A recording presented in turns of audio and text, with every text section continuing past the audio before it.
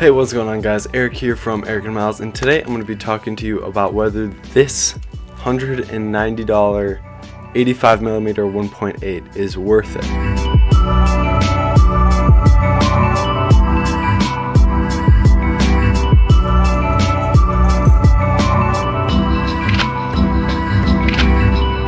So this lens right here is the Meike 85mm 1.8 and is made for full frame lenses. It is a manual focus lens, all polymer plastic except the mount. The important part is metal, so that won't break. So let's see what's in the box. So the box is just like this, a regular Meike box like I did before, just specs, labeling, specs. Open it up.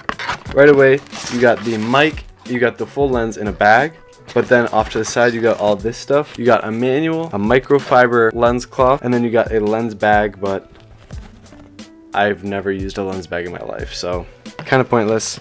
So the lens comes with just the lens hood, and lens cap, and that's it. Like I said, it's 1.8, so that means it's really good for portrait shots and some product work if you're doing product work and you want a shallow depth of field. When using this, I've noticed very minimal chromatic aberration, which I would have expected a ton on this lens, but I'm very happy that there is almost none. Even on my Sony 50mm 1.8, there's a ton of chromatic aberration, but you can take that out in post easy. It's just when there's none at all, that's great. No image stabilization, so for video this is kind of buns. Good thing I have inside steady shot with the Sony a7 II. So no image stabilization. That's a little con, but it's not too big.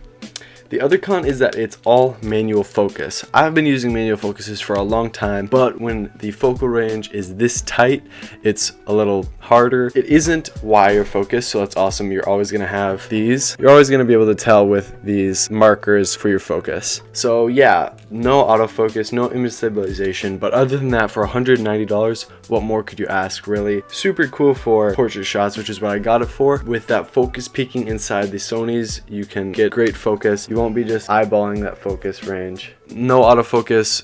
It sucks for video, but for photography it's no big deal. So for $190, I'd say this is 100% worth it. $190, 85mm. I prefer tighter focal lengths for portraits rather than my 50. I just took senior pics with only that 50. They turned out great, but a little tighter would have been nice just to get that more compressed feel. So the pros, obviously the price is the main biggest pro that I like.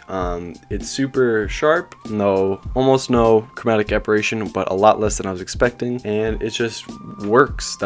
It works. What more can you ask? Not really good for any sports photography or anything because it's manual focus. Unless your hand is insanely fast for focusing, not gonna really get much good shots out of that. Cons, no image stabilization, obviously, no autofocus, obviously, but for $190, it's great. Is it worth it? I'd say yeah. If you're looking for a budget portrait lens, this is worth it. Yeah, that's pretty much it. If you like this video, remember to like, comment, and subscribe. Consider sharing with a friend if you thought it was helpful. And check out some other videos. And I'll see you guys next time. At a Clippers game on the court side. Watch a nigga shoot like a 4-5. They mad at me too, I got more fire. Why these bitches see you? Go home, ride.